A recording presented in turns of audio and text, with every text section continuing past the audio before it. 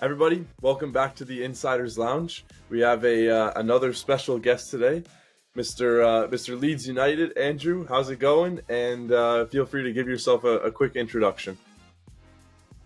Yeah, nice to be here. Thanks for the intro. I'm Andrew Taylor. I'm the current loans manager at Leeds United. Brilliant. Let's start. We'll start all the way at the back, the very start of your career, because some people we have on here, we've had pro players in the past. We've had a lot of guys in kind of management within clubs, and then founders of companies and so on. But not many have had a career like yours. So let's start from the beginning. How'd you get into playing? Well, I'll use football for your terms. How'd you get into football? And let's go into like a little bit of the early days as a young boy growing up. I got into football really just through my father. He played football semi-professional. He was never professional back then. I have an older brother who played football as well, but we just played in the garden, on the streets, and everything else. And yeah, I don't know. The earliest memories that I've got really is just being sort of infatuated with football. I was always playing football, watching football, wanting to go and watch my dad playing football, and yeah, that was it. I'd got hooked from an early age. I think growing up in England, you definitely have. There's not a lot of access to many different sports. I think it's purely based. Just the culture is so based around football. Can't really go wrong there.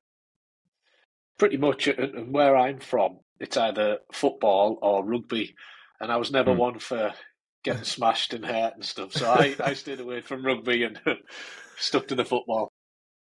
And then getting into your pro career, so you made, I think it was, if my research is correct here, you made about over 100 Premier League appearances. You made the Europa League final, and there's many accolades that I couldn't add to the list. How'd you kind of get into the steps of making your pro career official, and then go into your pro career, kind of your highlights and your best moments? Yeah, so I mean, it started the academy system. Hmm. Didn't sort of evolve till I think I was about 11 year old. So I only played grassroots, and we had a thing called School of Excellence where you would just go into these training hubs. I was at Middlesbrough, and then when I turned 11, we sort of got given the opportunity to sign for the academy properly, which meant I had to stop playing with my grassroots team, which was a big decision. Obviously, at that age, you're moving away Hmm. from your playing with your friends. But it's something that I did that I was really passionate about, and fortunately for me, it sort of had a bit of longevity. It's a tough path. You're in as a kid, and at 11-year-old, you've all got aspirations of playing in the Premier League, but really, you're so far away from that level, and you just enjoy it. There's a lot of fantastic experiences in academies at a young age. You traveling all over Europe, playing different games, meeting some fantastic people, some fantastic life skills that you gain from academies. Um, and then, like I say, I was fortunate enough to sign a 1 year scholar, 2 year pro. So I knew that when I left school at 16, I was going into Middlesbrough full time. And that was the proper start of the sort of journey, really. It's a big culture shock when you're not used to training every day and waking up aching and you're going back into training, and it takes a little bit of adjustment to get used to playing football every day and training hard every day. But it's fantastic, and again, the life experiences that certainly I gained and a lot of my teammates gained, and sort of the friendships that we gained. A lot of us are still friends now that we started when we were 16. So it's great, and like I say, then I was very fortunate enough to progress into being a professional and playing fully. Uh, Not always on a upward trajectory. There's elements of challenge, and when I was 18, I was at a bit of a crossroads. I didn't know whether I was going to be staying at Middlesbrough or leaving. And it's ironic now, the role that I'm in, I actually pushed for a loan. I had a loan to a team called Bradford, and that was the sort of turning point, I think, certainly in my Middlesbrough career, but ultimately in my full career. I went there, I got exposure to real football with men, where it was in League One at the time. You had to win games. People's livelihoods were on it. You had a crowd. You had the pressure and expectation. And that stood me in fantastic stead moving forward. And in that January, I actually got called back from Middlesbrough. And that was, as you were saying, that was the UEFA Cup final year. And I ended up playing in the Premier League, playing in Europe. And yeah, 19-year-old, it was something I could never have ever have wished of, really. It was fantastic. No, it's brilliant. And then, so that was on the club front, and you mentioned kind of your life experience and some of the skills you gained. You also played on the international side. So I think it was U16 to U21. You played with the England national team. What was talk a little bit about that experience, but also some of the lessons you learned, because it's I'm sure a much different experience playing club and then playing for England, because you were with the elite of the elite at that point. Yeah, very much as you say. I remember being when I first went at under 16s, my first ever tournament. I had a bit of, I'll be honest, I had a bit of imposter syndrome. You know, when you turn up and I'm with all these players who were from what I would perceive as bigger clubs, the Hmm. Chelseas, the Man Uniteds, etc. And you sort of, when you're a young kid, or I certainly, I was a bit, do I deserve to be here, etc., etc. And it was a challenge. You're also then away from home or from your club football for 10 days. A lot of the trips were 10-day trips. Um, I'll be honest, I think looking back, and I look back on it very regularly when I speak to people, at the time, I certainly took it a little bit for granted. It was almost like, oh, there's an international break. Yeah, I'll get picked. I'll get picked. I'll get picked. And now when I reflect on it, it was such a fantastic experience going away to all these different places in the world. I went all over the world with the national team, getting the best facilities, the best coaching, playing with the best players against some of the best players. It was a fantastic experience and something that I look back on very fondly. And the FA do it really good, I think. They look after their youth teams. They made sure we all did our work, that we were meant to do, our college work or school work if some of us were still at school at the early ages. But they give a real good sort of experience in the youth stages of football. And then we spoke a little bit about it before, but I actually discovered kind of your profile and your story through TransferRoom. Do you want to talk a little bit about TransferRoom, kind of how you discovered it and how you use it on a daily basis to allow you to kind of excel in your job more than some others that might not be using it, or just different ways of using a platform that's kind of new to the, like, this type of technology is new to the industry and it's not really used. Yeah, so it come about really. So when I left Sunderland and I came to Leeds, my boss at the time, Victor Orta, he was using the platform already. And when I came on board, he sort of said, right, you need to get up to date with TransferRoom, get a login, get to understand the platform, etc., etc. And I'll be honest, I'd never heard of it before coming here. And it took a bit of time to get used to it and get used to the sort of how to use it and the purpose behind it and everything else. Um, but now, in terms of my network, it's vast. I've been to different events all over the world. I went to one over in Florida, met with loads of American teams, all the MLS teams. So now I've got contacts in America. We have them regularly. We've just been to Lisbon. We've been to Madrid, Berlin, one in London. And it makes the network, certainly for me as an individual, but for us as a club and for our players, so much easier to access. It's fantastic, and I think it helps. It certainly helped our players when I've been looking for loans or exits. Um, I'm able to see what teams are looking for. It's a little bit like a directory. Teams can put on Hmm. what players they require, what they're looking for, specific requirements as well, so height and salary expectations, everything else.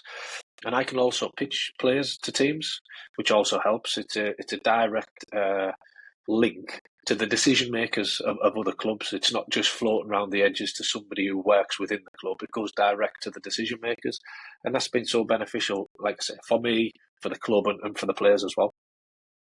I think from my experience using it, it's almost like turning it into a video game, like a football manager or FIFA or something. It just makes Yeah, it so simplified that it feels like someone that doesn't really have any experience but sort of knows football can use it in a sense. yeah, real life football manager. That's exactly what it is. And there's so much more to it than just they use data to back things up. There's a lot of insights on there. It's a really good platform. Really, really good. Mhm. And then you mentioned a little there that you had gone to Florida, you had met with some of the MLS clubs and some of the American teams in general. And you also mentioned in the interview your kind of interest in the US when you were playing, and that it wasn't really about the money, but you just wanted the experience. Can you dive into that a little bit more? Yeah, I think it was more towards the end of. It was certainly at the end of my career. It was something my wife spoke about, that if the opportunity came up to move abroad, um, to learn a new culture, a new lifestyle, experience new things, we would jump at the chance. And we sort of, I wrote down a bit of a list of countries and where I think I would like to go: MLS, Spain, Holland, etc., etc. And America was the top of that. It was something that I would have loved to have done. Um, the league was still growing when I was thinking about potentially going over there. Steven Gerrard had just gone to Galaxy, and Robbie Keane. Um, but unfortunately, the opportunity never came. This platform, TransferRoom, was never around. Um, and for whatever reason, it just never materialised. So I never got that opportunity. But it's something that me and my wife were very, very keen to do and explore. And your life has obviously moved forward now. You have kids. You're now working within a management role at a club. Do you think now, if you ever had the opportunity of the chance, do you think you would potentially make the move over still?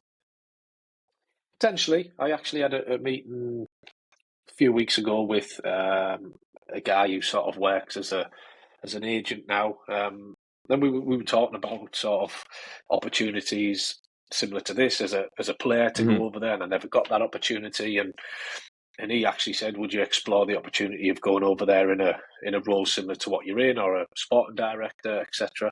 And it's something I would never rule out. I think first and foremost, when when I was a player, it was all about me. It was very much and I think you have to be in a Yeah. roundabout way. You got to be selfish, and it was. And my wife was great with that. She recognised that I could say, "Well, right, we're leaving. We're going down to the other end of the country because I'm going on loan." I would never really consult her. It was not necessarily about my wife. It was about me and my football. Um, whereas now, yes, it still would be a big part of that, but at the same time, I would actually consult with my wife, consult with my two boys. It would need to be. It would need to be right for the family. Um, I'm not one of these guys who could go over there on my own, leave the family here, and sort Mhm. of long. It just doesn't work with what I want, how I how I live my life. So yes, I would love to go over to the MLS or to America at some point, but it would need to all be aligned with the family as well. Definitely. Yeah, I know like Wayne Rooney tried it for a little bit and they just said the struggles from it's just too much. Yeah, and do you know, I think some people maybe, or whether they do or not, but I certainly Mhm.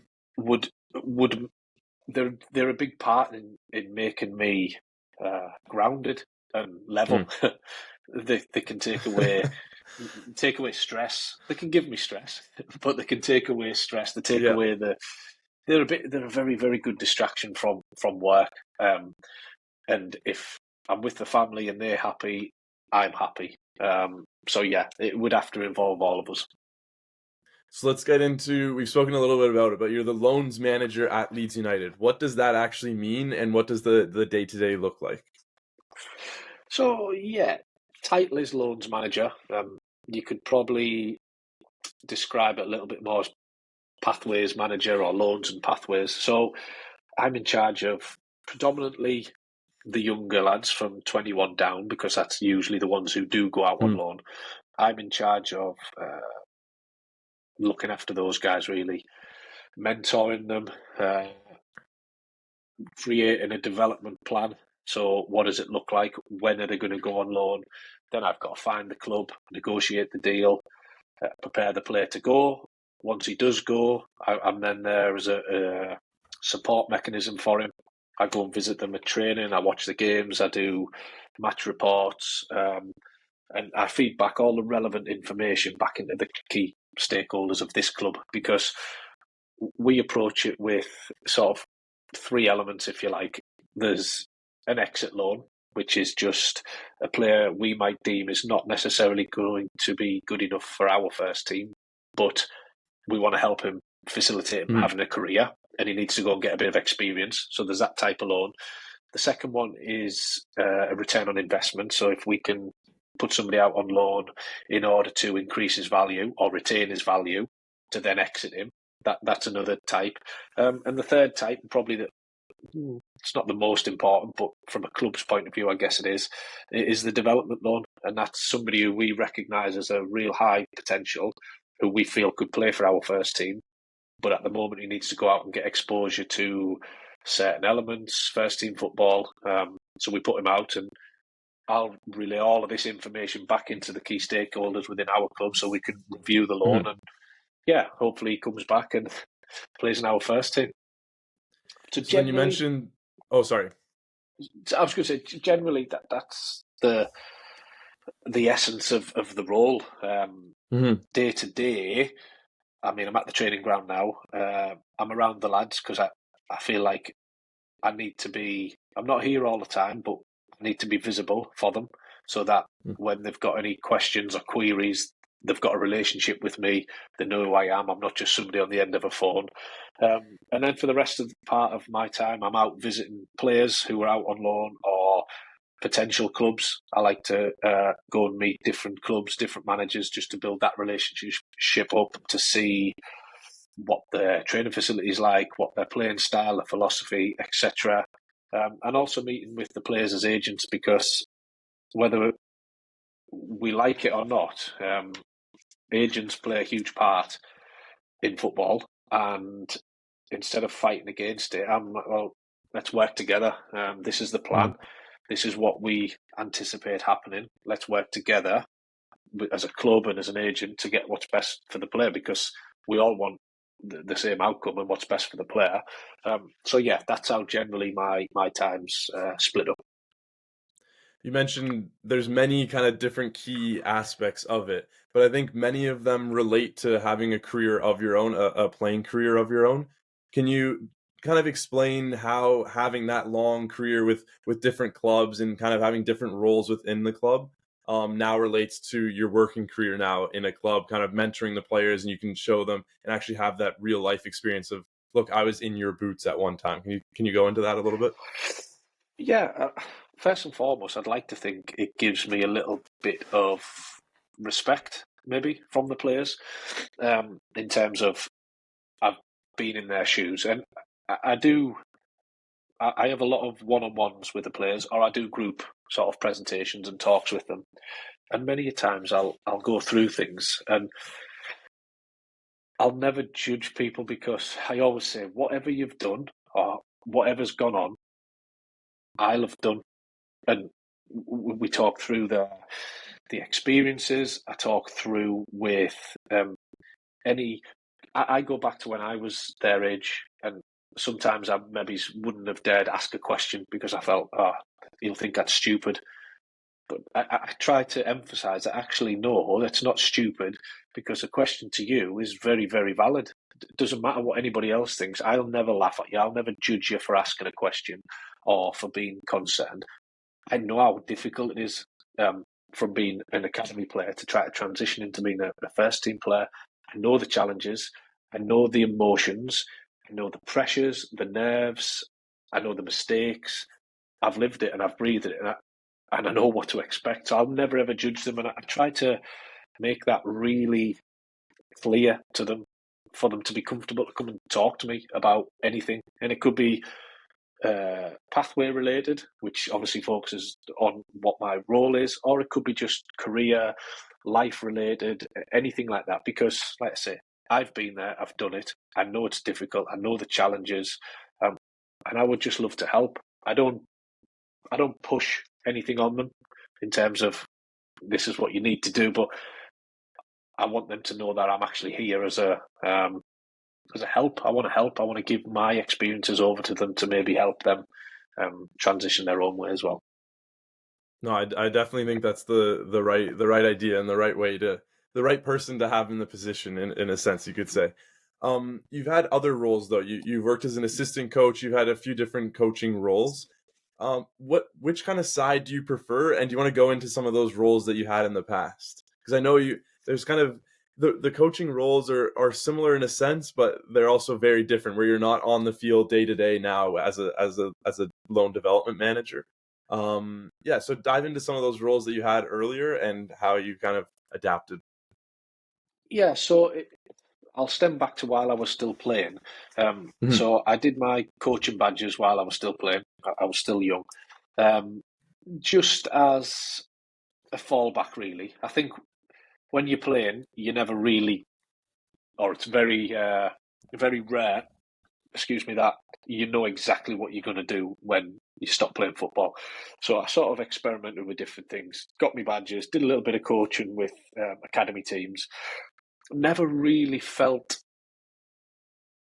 the flame, if that makes sense, like the real burning desire to be a coach. But I put that down to maybe still playing. And then the last 2 years of my career, I did a master's degree in sport and directorship because I found I was more passionate and heading towards the sort of strategic leadership type role. So I did the master's degree, retired from playing, and an old manager of mine got the Sunderland manager's job, and he needed a first team coach. So he rang me and said, "What am I doing? Would I like to do it?" And even though I didn't think I wanted to be a coach or long term, it was an opportunity that I certainly couldn't say no. So said yes, went up, took it, really enjoyed it. It was my first coaching role. So as you can imagine, I've gone from playing to 2 months later coaching first team players at Sunderland. I was very nervous. I'd never coached before. Chucked myself in at the deep end, but I loved it, and it was a fantastic experience. Sort of managing a group, coaching a group, learning football from the other side because I'd only ever been a player. There's a lot more that goes to it. I ended up being the interim manager when the manager got sacked, so I had a period where I was in charge of everything, which was again from a personal development point of view was so good. Learned so much about myself and how I handle certain things. And yeah, and it's funny because I still had this element while I was coaching. I still had this little niggle in the back of my mind whether or not coaching or being a head coach manager was the end goal. Is that where I wanted to be? And I remember having a conversation with the Notts manager who come in, Lee Johnson, and we were just talking about my career, I guess, and my pathway as a coach. And he said something to me. He said, "Look, you just need to decide whether you want to be a manager, a head coach, a first team coach, an assistant manager, whatever it may be, wherever you've got that burning desire to be the best you can be, whether it's a best assistant manager, best first team coach, best academy coach, you need to grab hold of that and we'll help you on that pathway." And I went away from it thinking, I don't. I don't have a burning desire to be the best. And I feel like the real top level coaches are the ones who live and breathe coaching. They have this desire inside of them to just be on the grass. I've got friends who are like that. They're really passionate about being on the grass and developing players. And then I just knew I didn't have that. Even though I liked it, but the real desire. And then this opportunity came to sort of come and speak with the Leeds about doing this role. I seen it as first and foremost, a step away from the grass to experience what I thought or still think the route I want to go down, but also a step closer to being maybe my end goal of being a sporting director or Mm, general manager, or whatever you want to call it, at a club. So again, it was a big decision because I'm going from a first team job to mm, completely different club as a loans manager that I'd never done the role before.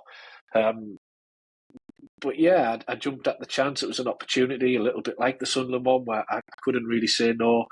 Um, yes, I was nervous. You're uncomfortable. I'd never done it before, but I took it, and it's been fantastic. And yeah, that's how I sort of ended up doing what I'd done away from the grass. The coaching's been a very good platform for me, and a very, very good foundation.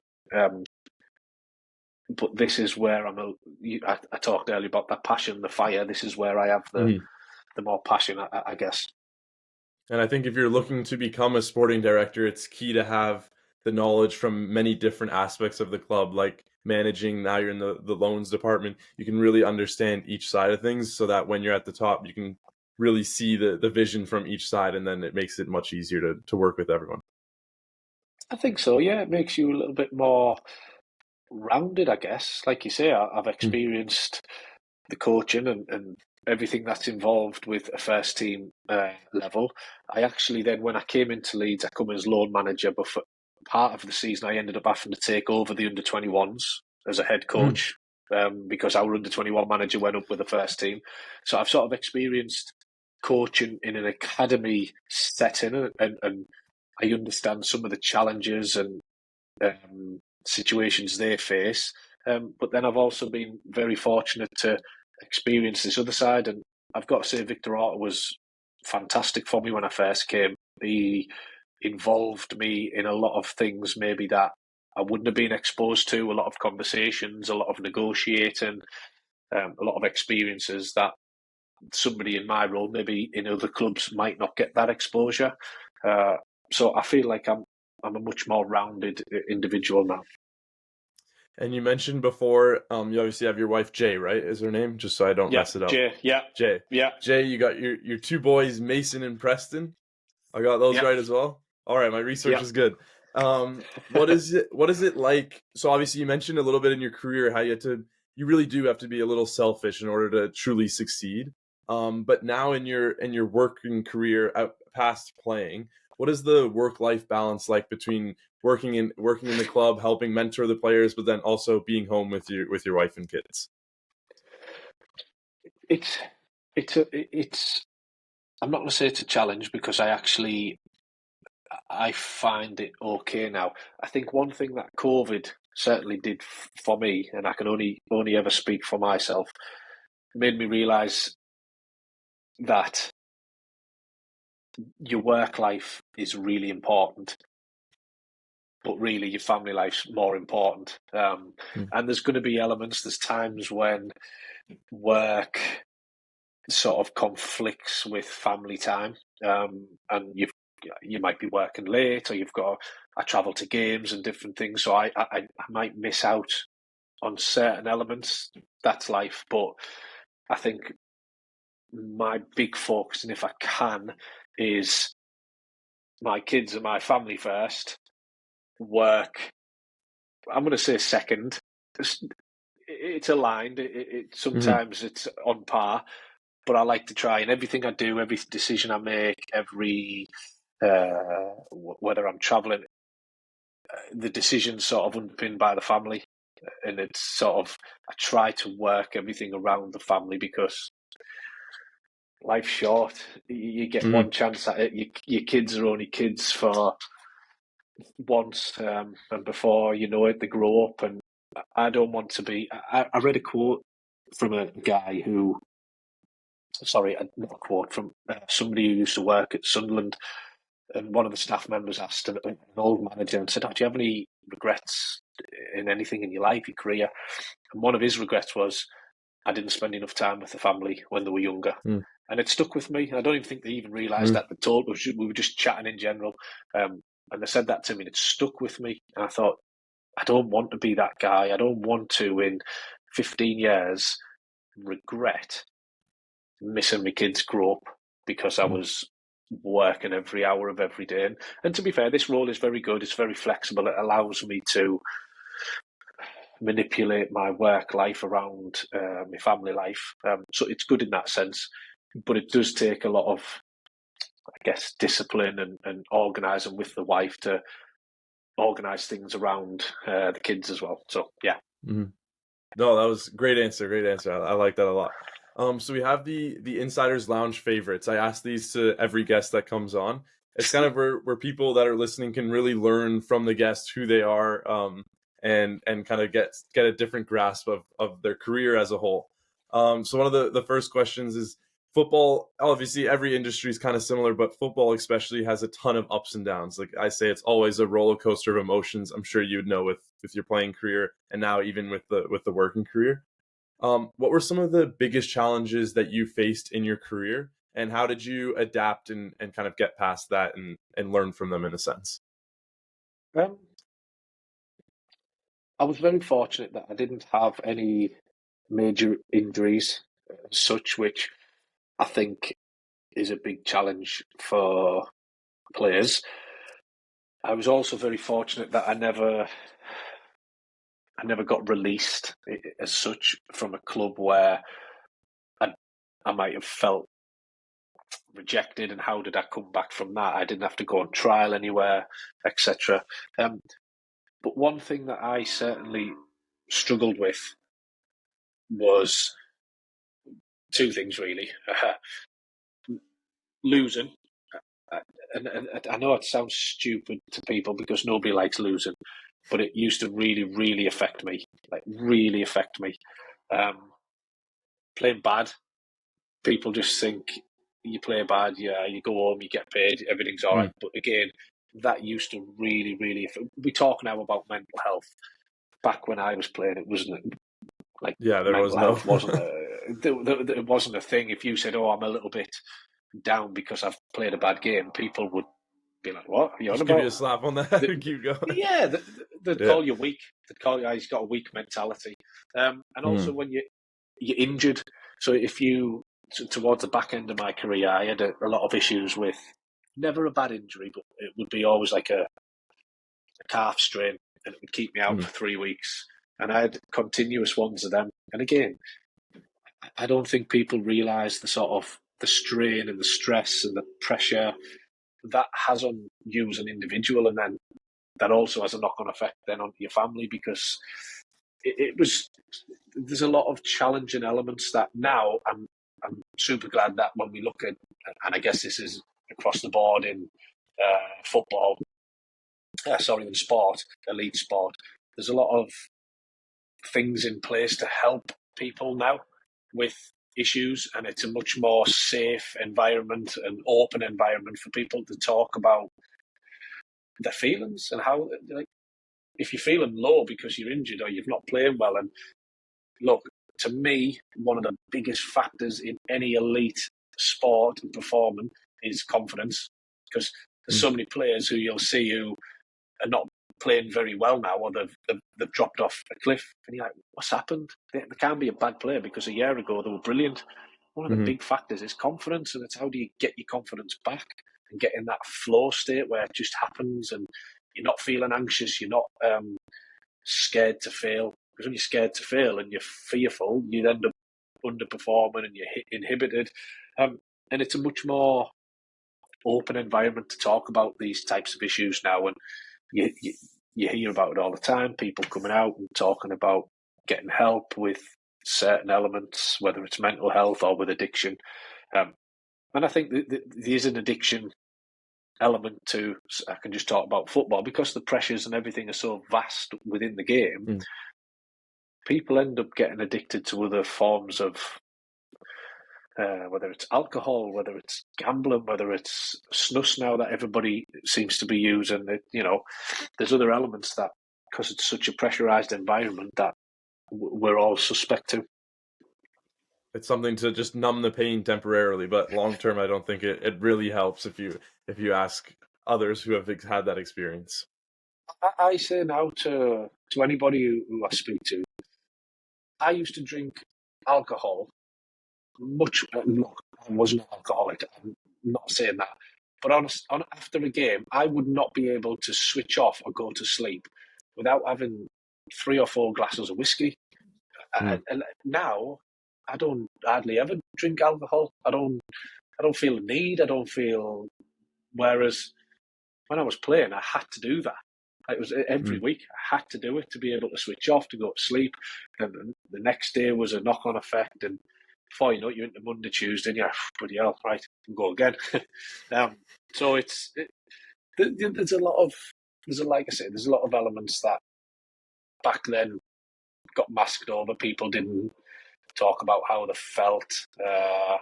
Whereas now, certainly with social media and everything, people are coming out and talking about a lot of their challenges, and it makes it much more easier for some of our under 18s or under 16s to talk about how they're feeling, the pressures they're feeling, the nerves they're feeling, or just the mental health state, because they see other big names who shouldn't be feeling like that. They've felt like that and they've come out and spoke about it.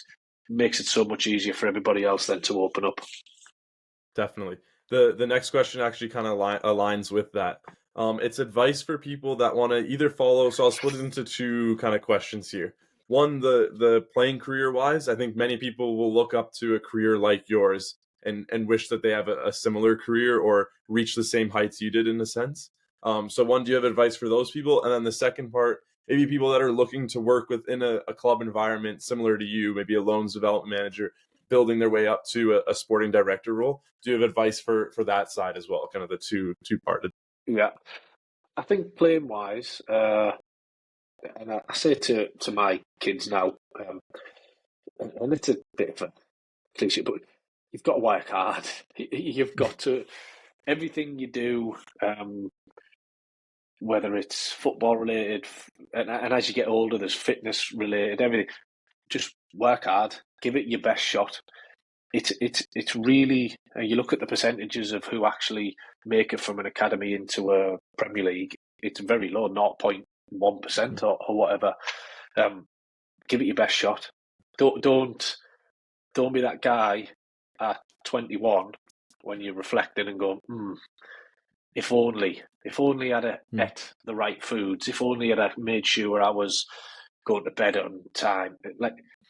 Just give it your best so that you don't have any regrets when if it doesn't happen, don't look back and think, or even if it does happen, don't look back at the end of your career and go, oh, I wish I'd have done that. I wish I hadn't have went out drinking all the time. I wish I hadn't. So yeah, work hard and have no regrets. I think the flip side of that, and it's something I learned pretty much after I stopped playing, really, is networking is massive. Speak to people, approach people who are in the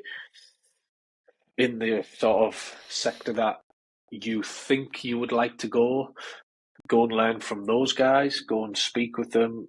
Learn from their experiences. Learn how they got to where they got to, and maybe try and implement some of your sort of path on the same level. And just educate yourself. Educate yourself on what it's needed and what it needs to take to get to the point that you want to be at. We have it now regularly with, have it regularly with players because it's so difficult, and it's very very difficult when you leave football. I liken it to people who are just coming out of university, almost different ages, but you're at the same stages of your career, a lot of them, because people who are coming out of football, they're starting again from fresh. The people who are coming out of uni are starting again from fresh. The difference is the ones who've come out of uni have generally got a bit of education behind them. A lot of footballers don't, and they don't know how to get to the end bit. They don't know how to get there. So educate yourself, go and do courses. Certainly in England, we've got the PFA, are very good. It's our professional players union. They offer so many education tools, either free or massively financed, so it helps the pressure of paying for things. But utilise them. I say to everybody, go and experience different things. if you want to be a coach, go and do coaching. But if you think you might want to do leadership, go and do leadership. If you think you want to go and be a bricklayer, go and practice being a bricklayer. Just go and experience Mm. so many different things. Speak to people, and eventually you'll find your way. It's like I said, the PFA to me are a massive help for all ex players in the UK.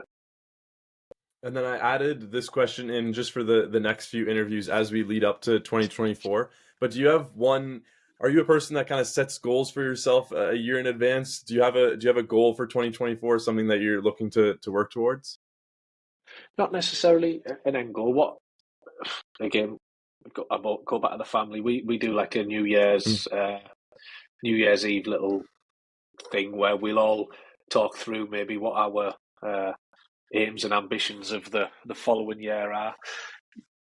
Generally, I like to focus on my personal life and my happiness as opposed to end goals Mm. in work related. You know, there might be aspects of it. I might say, oh, I want to try and learn a language and different things like that, which is Mm. a goal of mine. It's not necessarily for 2024, but I would like to learn a new language. But yeah, generally we reflect on the previous year and then make sort of aims and sort of targets for the following year. But it's very much based around personal life for me.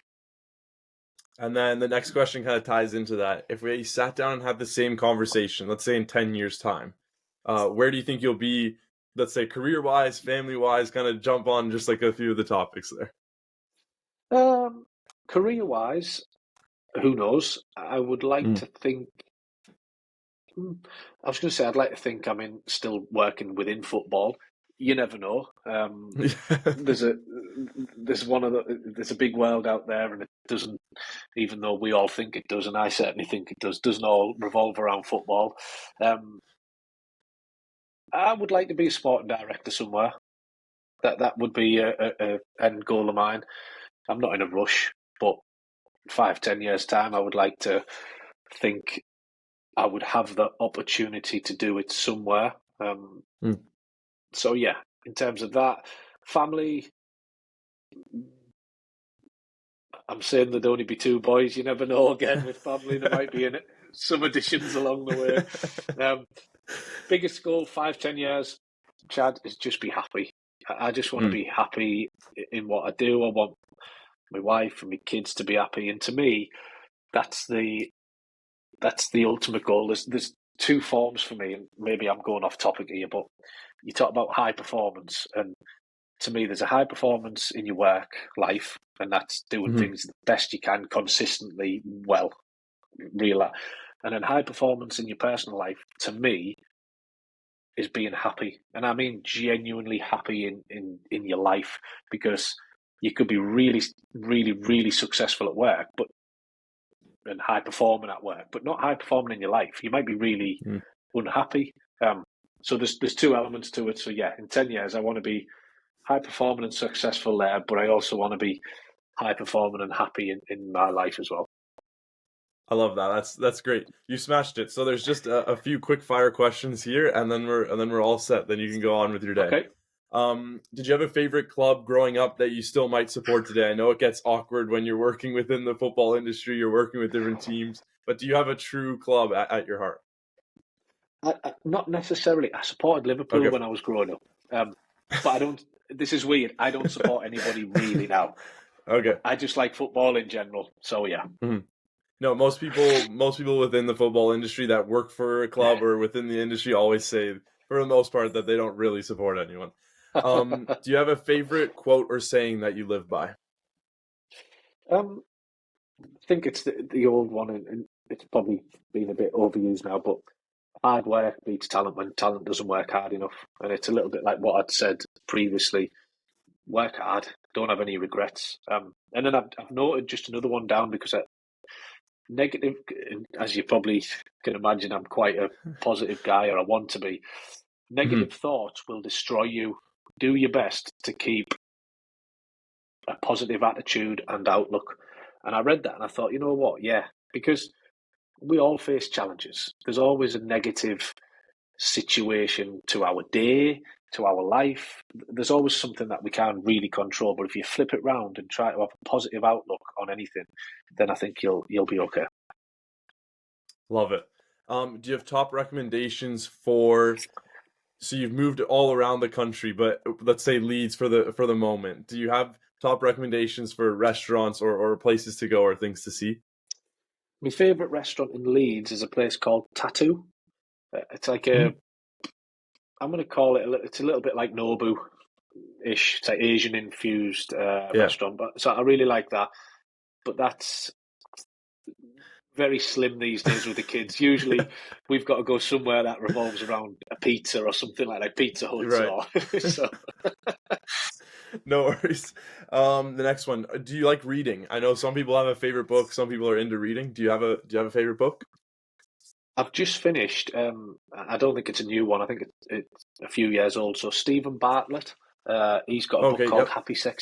Happy Sexy Millionaire. Um, really good book about what he perceived to be successful and what will make him happy versus the reality of what actually makes you happy. Mm. It's a really good book. I'd recommend that to people. And he has the podcast as well, right? The Diary of a CEO, I Yes, think it's called. That's yes, yeah. Okay, yes, that's where I recognize the name. And yes. Very good. favorite hobbies outside of football. I wanted to touch on this a little bit because I know you, since following your Instagram, you're really into CrossFit, I think it is, right? And you have Yes, you're yes. always at the gym. I always see it. So go into that a little bit and maybe some other hobbies that you have. Yeah, so the gym, I own the gym. I'm part Okay. owner of the gym. It's a CrossFit gym, and since stopping playing, it's been a real help, I think, to me to have something Mm, to focus on.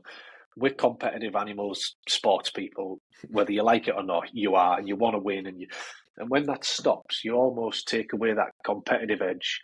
Whereas now, I can still have it, and even though I'm competing in my own mind, I don't need to be extrovert, tell everybody I'm going to beat you, but I can see a time, I can work out a score that I need to beat, and it helps feed that competitive edge.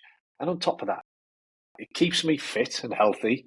mhm, But you mix them with, we've got nearly 300 members. We're mixing with like-minded people who are all have got the same goals of exercising together, working out. People socialize outside of the gym. It's a fantastic, and again, it's a little bit of a maybe before I got involved, you'd look at it and go, community, it's a bit, but it is genuinely a community and a real good feel. And we've put a coffee shop inside mm. of the gym now, so people come in and sit have coffee while they can watch people working out. So yeah, me, my wife, my kids, they all go. Um, it's a real good it's a real good thing for us. And shout out the name in case anyone's listening and visiting Leeds. Shout out the name so they know where to visit. It's called well, it's in a town called Hartlepool. So I'm from Oh, okay, Hartlepool. sorry. Evolve Hartlepool is the gym, and then Brewbox is the coffee shop alongside of it. Brilliant. Just in case, you never know. You never know who's listening and might want You to might never want know to get a workout in. if anybody's in the area and ever wants to call in, you're more than welcome. There you go. And then the last one we have for you: if you could sit down with one person, dead or alive, who would it be and why? Just to Do you have a know? meal And and again, chat. real tough question because I think it's such a broad.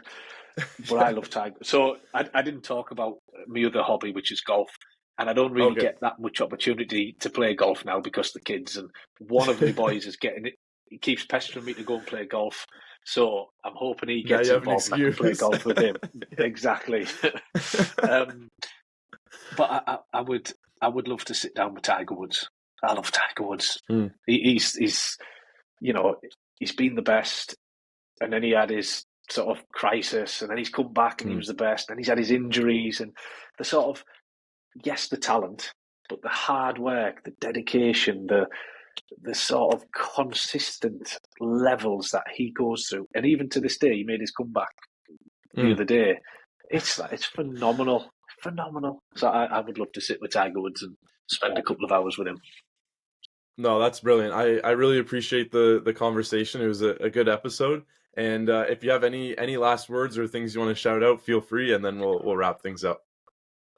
No, thanks for your time. I think it's it's a privilege to be sort of invited onto to a podcast to sort of speak about my career and some of my takes on life. So I appreciate that, and yeah, good luck with it all.